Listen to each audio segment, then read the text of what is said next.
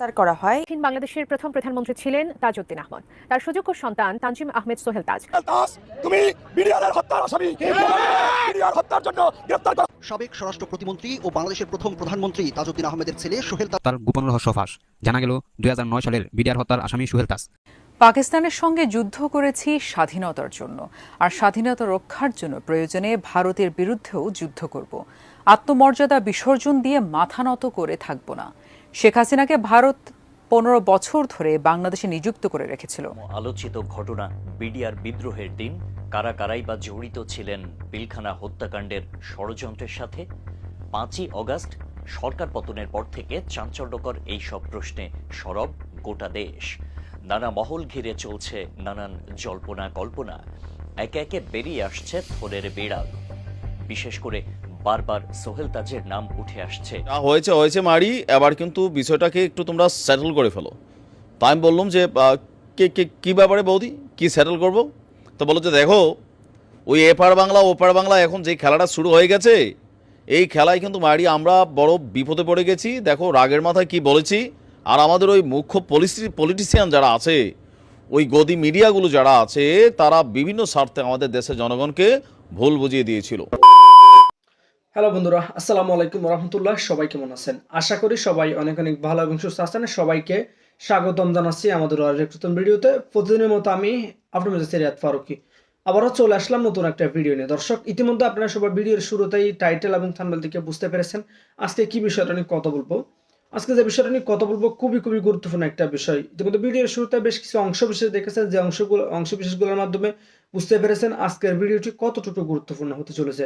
আজকের ভিডিওটি অনেক গুরুত্বপূর্ণ। তা আপনাদেরকে অনুরোধ করব এক মুহূর্ত না টেনে সবাই ভিডিওটি ধৈর্য সহকারে দেখবেন। এই বিষয়টা নিয়ে আর বেশি বিস্তারিত বলবো না, কারণ বিস্তারিত বলতে গেলে অনেক লম্বা হয়ে যাবে ভিডিওটি। তাই আমি সংক্ষেপে দেখানোর জন্য আপনাদেরকে মূল আলোচনা নিয়ে যাচ্ছি। তার আগে ছোট্ট একটি আপনাদেরকে অনুরোধ জানিয়ে রাখতে চাই, সেটি হচ্ছে যে যারা আমাদের ফারুকি অনলাইন ইউটিউব চ্যানেলটিতে এখনো নতুন আছেন, প্লিজ দয়া করে আমাদের চ্যানেল সাবস্ক্রাইব করে সাথে থাকবেন। যারা যেহেতু সাবস্ক্রাইব করেছেন তাদেরকে অসংখ্য ধন্যবাদ। যারা সাবস্ক্রাইব করবেন তাদের উদ্দেশ্যে একটি কথা বলবো, আমাদের চ্যানেলের সাথে দেখতে ভালো লাগে, ভালোবাসা হয়ে যাবে ইনশাআল্লাহ। আর বেশি কথা বলেছেন, আমরা একটা ভিডিও প্রচারের মাধ্যমে একটু বিস্তারিত দেখিয়ে আসবো। পাকিস্তানের সঙ্গে যুদ্ধ করেছি স্বাধীনতার জন্য, আর স্বাধীনতা রক্ষার জন্য প্রয়োজনে ভারতের বিরুদ্ধেও যুদ্ধ করব। আত্মমর্যাদা বিসর্জন দিয়ে মাথা নত করে থাকব না। শেখ হাসিনাকে ভারত 15 বছর ধরে বাংলাদেশে নিযুক্ত করে রেখেছিল, তাই উৎখাতের পর তিনি সেখানেই চলে গেছেন। আর তাকে উৎখাত মানেই ভারতকে বিতাড়ন করা, এমন মন্তব্য করেছেন বাংলাদেশের প্রথম প্রধানমন্ত্রী বঙ্গতাজ তাজউদ্দিন আহমেদের সন্তান ও বাংলাদেশের সাবেক স্বরাষ্ট্র প্রতিমন্ত্রী তানজিম আহমেদ সোহেল তাজ। আরো জানাচ্ছেন ইমতিয়াজ আলম। আমি আওয়ামী লীগকে বলবো এবং সকল রাজনৈতিক দলকে বলবো, একটু আত্মসমালোচনা এবং আত্ম উপলব্ধি করে অনুশোচনাটা খুবই প্রয়োজন। বাংলাদেশের শীর্ষস্থানীয় একটি জাতীয় দৈনিকে একান্ত সাক্ষাৎকার দিয়েছেন বাংলাদেশের সাবেক স্বরাষ্ট্র প্রতিমন্ত্রী তানজিম আহমেদ সোহেল তাজ। সমসাময়িক নানা বিষয়ে কথা বলার পাশাপাশি তিনি বলেছেন, জনবিচ্ছিন্ন আওয়ামী লীগ অনেকটা মাফিয়া কায়দায় রাষ্ট্র ও দল পরিচালনা করেছে। রাষ্ট্রীয় বাহিনীকে ব্যবহার করে দলের সশস্ত্র কর্মী দিয়ে 2000-এরও বেশি মানুষকে হত্যা করেছে। 600-র বেশি মানুষ অন্ধ, হাজার হাজার মানুষ পঙ্গু। দেশের ইতিহাসে এমন নির্মম, নিষ্ঠুর ও জঘন্যতম গণহত্যা কখনো হয়নি। শেখ হাসিনা স্বৈরশাসকের মাত্রাও পেরিয়ে গেছেন। তিনি নির্বিচারে শিশু হত্যা করেছেন। যুদ্ধেও এত শিশু নিহত হয় না। ক্ষমতা ধরে রাখার এরকম অপচেষ্টা আগে কেউ কখনোই করেনি। তাই আওয়ামী লীগের আজ এমন বেহাল দশা বলেও মনে করেন তিনি। সম্প্রতি আওয়ামী লীগের ঝটিকা কর্মসূচিকে কোন দৃষ্টিতে দেখছেন, এই প্রশ্নের জবাবে তিনি বলেছেন, এটি আওয়ামী লীগকে ধ্বংস ও নিরীহ কর্মীদের বিপদে ফেলার আরেকটি নির্লজ্জ প্রচেষ্টা। কেননা এর মধ্য দিয়ে যারা এই দলটাকে ডুবিয়েছে তারাই আবার ক্ষমতায় ফিরে আসতে যাচ্ছে। কিন্তু এটি অসম্ভব। আওয়ামী লীগকে নিষিদ্ধ করার বিষয়ে তার মন্তব্য, কিছু অর্থবহ সংস্কারের পর 2 থেকে 3 বছরের মধ্যে নির্বাচন হওয়া উচিত। আওয়ামী লীগকে নিষিদ্ধ কিংবা বাদ দিয়ে নির্বাচন করাটা ঠিক হবে না। দুর্নীতি একটা কালচার হয়ে দাঁড়িয়েছে, অনিয়ম একটা কালচার, ঠিক আছে? এই অনিয়ম এবং দুর্নীতির কালচার থেকে যদি আমরা বের হয়ে না আসতে পারি, তাহলে 1971 সালের মুক্তিযুদ্ধের লক্ষ্যে আমরা কোনোদিনও পৌঁছাতে পারবো না, যেটা ছিল সোনার বাংলা। আওয়ামী লীগের সংকটকালে দলের দায়িত্ব নিতে বললে কি করবেন এমন প্রশ্নের জবাবে তিনি বলেছেন, বর্তমান প্রেক্ষাপটে আওয়ামী লীগের নেতাকর্মীরা যখন আত্ম উপলব্ধি, আত্মসমালোচনা, অনুশোচনা ও জনগণের কাছে ক্ষমা চাইবে, অপরাধীদের বিচারের আওতায় এনে শাস্তি দেওয়া হবে, তখন আমি বিষয়টি বিবেচনায় নিতে পারি, তার আগে নয়। আমি আওয়ামী লীগকে বলবো এবং সকল রাজনৈতিক দলকে বলবো, একটু আত্মসমালোচনা এবং আত্ম উপলব্ধি করে অনুশোচনাটা খুবই প্রয়োজন। অন্তর্বর্তীকালীন সরকারের কাছে প্রত্যাশা কি, এই প্রশ্নের জবাবে সোহেল তাজ বলেছেন, মহান মুক্তিযুদ্ধের বাংলাদেশ এবং সব নাগরিকের সমান অধিকার চাই। বৈষম্য বিরোধী ছাত্র আন্দোলন যেসব ইস্যুর কথা বলেছে তার সবটাই তিনি চান, যেখানে গণতন্ত্র প্রতিষ্ঠিত হবে এবং বৈষম্য থাকবে না, অন্যায়, অনিয়ম ও দুর্নীতি দূর হবে, ন্যায় বিচার প্রতিষ্ঠা ও মৌলিক অধিকার নিশ্চিত করা হবে। হত্যা, গুম, নির্যাতন, মানুষের গণতান্ত্রিক অধিকারকে বিলুপ্ত করা, এগুলোকে আমি কোনোদিনও সাপোর্ট করিনি। তবে দ্রব্যমূল্য ক্রয় ক্ষমতার মধ্যে নেই, দেশের আইন শৃঙ্খলার পরিস্থিতিও কিছুটা খারাপ, তাই অন্তর্বর্তীকালীন সরকার মানুষের প্রত্যাশার পুরোটা বাস্তবায়ন করতে পারছেন না বলেও মনে করছেন তিনি। অন্তর্বর্তীকালীন সরকারে যাওয়ার প্রস্তাব পেলে কি করবেন এমন প্রশ্নের জবাবে বলেছেন, এই মুহূর্তে সরকারে যেতে চান না, স্বাস্থ্য সচেতনতা নিয়েই কাজ করছেন এবং এটি নিয়েই ব্যস্ত থাকতে চান তিনি। ঠিক কি ঘটেছিল বাংলাদেশের অন্যতম আলোচিত ঘটনা বিডিআর বিদ্রোহের দিন? কারা কারাই বা জড়িত ছিলেন পিলখানা হত্যাকাণ্ডের ষড়যন্ত্রের সাথে? 5ই অগাস্ট সরকার পতনের পর থেকে চাঞ্চল্যকর এই সব প্রশ্নে সরব গোটা দেশ। নানা মহল ঘিরে চলছে নানান জল্পনা কল্পনা, একে একে বেরিয়ে আসছে থোড়ের বিড়াল। বিশেষ করে বারবার সোহেল তাজের নাম উঠে আসছে পিলখানা ট্র্যাজেডিতে জড়িত থাকার কারণে।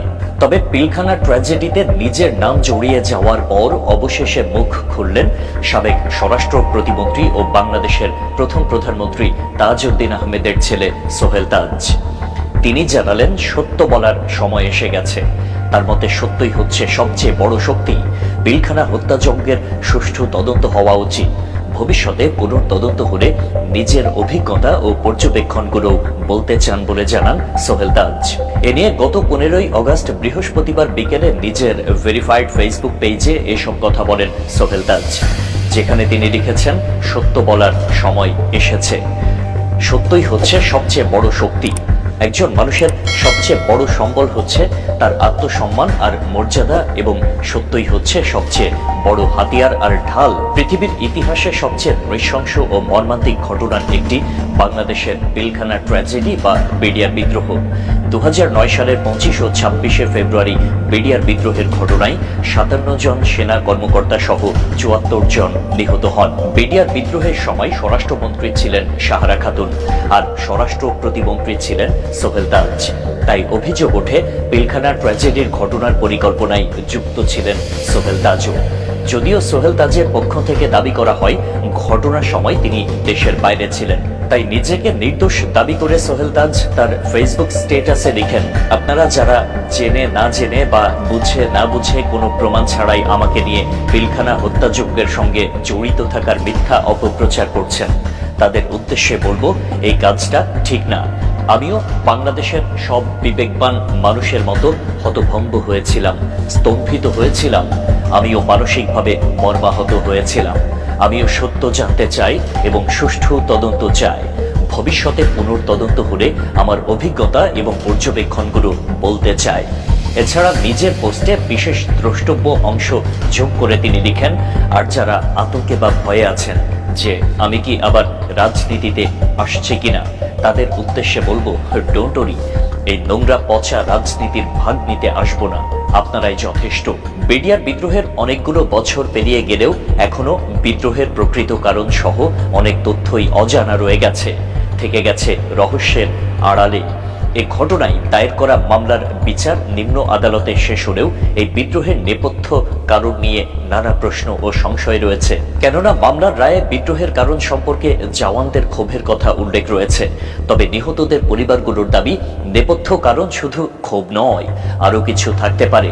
তাদের মতে মূল পরিকল্পনাকারী এখনো চিহ্নিত হয়নি, যার ফলে আমাদের ইতিহাসের পাতায় জন্ম নিয়েছে অনেক প্রশ্নের।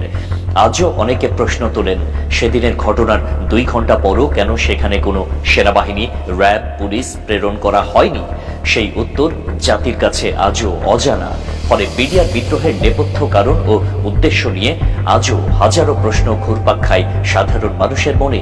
তবে বাংলার মানুষ পিলখানার ট্র্যাজেডি ভুলে যায়নি। এখন সময় এসেছে সুষ্ঠু তদন্ত এবং বিচারের। সকলের বিশ্বাস থলের বিড়াল ঠিকই বেরিয়ে আসবে জাতির সামনে। মারির সকালবেলা ঘুমটায় ভাঙলো সবিতা বৌদির কলে, বলছে দেখো দেবরজি যা হয়েছে হয়েছে মারি, এবার কিন্তু বিষয়টাকে একটু তোমরা সেটেল করে ফেলো। তা আমি বললাম যে কি ব্যাপারে বৌদি, কি সেটেল করব? তো বললো যে দেখো ওই এপার বাংলা ওপার বাংলা এখন যে খেলাটা শুরু হয়ে গেছে, এই খেলায় কিন্তু মারি আমরা বড় বিপদে পড়ে গেছি। দেখো রাগের মাথায় কি বলেছি, আর আমাদের ওই মুখ্য পলিটিশিয়ান যারা আছে, ওই গদি মিডিয়াগুলো যারা আছে, তারা বিভিন্ন স্বার্থে আমাদের দেশের জনগণকে ভুল বুঝিয়ে দিয়েছিল। তবে হ্যাঁ, এখনো একটা পক্ষ যারা ওই রাজনৈতিক দলগুলোর সাথে কানেক্টেড, তারা কিন্তু মারি এখনো সেসব গুজব ছড়াচ্ছে। তবে আমরা কিন্তু বিপদে পড়ে গেছি মারি। অন্যের সমস্যা হচ্ছে, খাবারের সমস্যা হচ্ছে। তোমার দাদাবাবু তো 3 দিন ধরে বেকার। এখন তুমি তোমার দেশের মানুষকে একটু বুঝিয়ে বলো যে মারি আমরা বিষয়টা বুঝতে পেরেছি, তো নানান অফার টফার দিচ্ছি, তাড়াতাড়ি তোমরা আমাদের দেশে বেড়াতে আসো। ভুল হয়ে গেছে মারি, নিজের পায়ে নিজে কুড়োল মেরে দিয়েছি। না, আমার কথা শুনে অনেকে আশ্চর্য হতে পারেন, তবে আপনার একটু বোঝা উচিত কলকাতার ইকোনমি কি। যে কোনো একটা স্টেট বা দেশের প্রধান মেরুদণ্ড হচ্ছে তার ইকোনমি। যেহেতু ভারত রাজ্য শাসিত সরকার দ্বারা পরিচালিত হয়, সেখানে পশ্চিমবঙ্গ রাজ্যে জনগণের জীবনযাত্রার মান কি তা আপনি ওই দেশের নাগরিক হলে আমার থেকে ভালোই জানেন। আর প্রেক্ষাপটটা চোখের সামনে। এই যখন অবস্থা, বাংলাদেশ এবং ভারতের মধ্যে যে আভ্যন্তরীণ দূরত্ব চলছে, বিশেষ করে ভারত আমি বলতে চাই না, পশ্চিমবঙ্গকে বলতে চাই, বিজেপি নেতা শুভেন্দু মজুমদারের ফান্দে পড়ে ভারতের আমজনতা যারা পশ্চিমবঙ্গের আমাদের যারা ভাই বোনেরা আছেন, তারা কিন্তু তার মিথ্যাচার, মিডিয়ার মিথ্যাচারের মাধ্যমে আপনারা অনেক কিছুই ভুল বুঝেছেন। আপনারা উত্তপ্ত হয়েছেন, প্রতিবাদ জানিয়েছেন। আপনারা সঠিক, কারণ নিজের দেশ থেকে নিজের ধর্মের জায়গাগুলোতে মানুষের একটা ইম্পর্টেন্স থাকে। বাট আপনাদের কাছে যাওয়া তথ্যগুলো যে ভুল ছিল, সেটা নিশ্চয়ই ইতিমধ্যে আপনারা বুঝে গেছেন। তো যাই হোক, এর ফলে হলো কি, বাংলাদেশ এবং পশ্চিমবঙ্গের মধ্যে ইতিহাসের সর্বশ্রেষ্ঠ দূরত্ব তৈরি হলো। বাঙালিরা চিন্তা করছে টাকা দিয়েই তো চিকিৎসা করবো মারি, মাগনা তো করবো না। তো ভারতের মধ্যে পাকিস্তান গেলাম, সিঙ্গাপুর গেলাম, থাইল্যান্ড গেলাম, হ্যাঁ মারি খরচ একটু বাড়বে, সমস্যা নাই, টাকা আছে, খেলবো আমরা। কিন্তু ভারতে এই যে হাজার হাজার মানুষের কর্মসংস্থান, হাজার হাজার মানুষের কি বলে যে জীবনমান নির্ভর করছে এই পর্যটক বাংলাদেশ থেকে যাওয়া রুগী, বিভিন্ন ব্যবসা বাণিজ্য ভারত বাংলাদেশের মধ্যে যেগুলো আছে সেইগুলোর উপর। আর এইটারই একটা ইফেক্ট পড়েছে এখন কলকাতার বেশ কিছু জায়গায়। আর ইতিমধ্যে আপনারা দেখেছেন কিভাবে হাসপাতালগুলো থেকে বার্তা দেওয়া হয়েছে, হোটেলগুলো থেকেও ডিসকাউন্ট ঘোষণা করা হয়েছে। আর বাস্তব চিত্র আজকে আমরা দেখছি, বাংলাদেশি রুগী না আসায় হঠাৎ করে ভারতে হাসপাতাল ব্যবসায় ধস নেমেছে। আর এর ইফেক্টটা পড়ছে কার উপর? যারা এই হাসপাতালগুলোতে বিনিয়োগ করেছেন, পাশাপাশি সেইখানে যারা কর্ম করছেন। যদি এই পরিস্থিতি চলতে থাকে, তাহলে কলকাতার যতগুলা ইন্টারন্যাশনাল লেভেলের হাসপাতাল আছে, যেখানে সবচেয়ে বেশি চিকিৎসা নিতে যায় বাংলাদেশের মানুষই, আমরা যদি ধরি নেপাল, ভুটান, ওইখান থেকে এতটা যায় না, বাংলাদেশ থেকে যতটা যায়, সো সেখানে কর্মী ছাঁটাই হবে, হাসপাতালগুলো বন্ধ হয়ে যাবে। আর এইটার ইফেক্ট কার পড়বে? ইকোনমিতে, কলকাতার ইকোনমিতে। আর যার কারণে বিষয়গুলো তারা বুঝতে পেরে খুব দ্রুতই সিদ্ধান্ত নিয়েছেন। পশ্চিমবঙ্গ এবং ত্রিপুরার কয়েকটি হাসপাতাল আপনার মানে কি বলা যায়, বাস্তবিকভাবে যে দৃশ্য দেখা গেছে, যে কলকাতার কয়েকটি বড় হাসপাতাল এবং চিকিৎসকদের একটি বড় অংশের বিরোধিতার কারণে আপনার ভারতে গেল কয়েক মাস যাবত টুকটাক রুগী গেলেও এই গত 10-15 দিন বা এক সপ্তাহ সময়ের মধ্যে রুগী যাওয়ার পরিমাণ একদম শূন্যের কোঠায় নেমে এসেছে।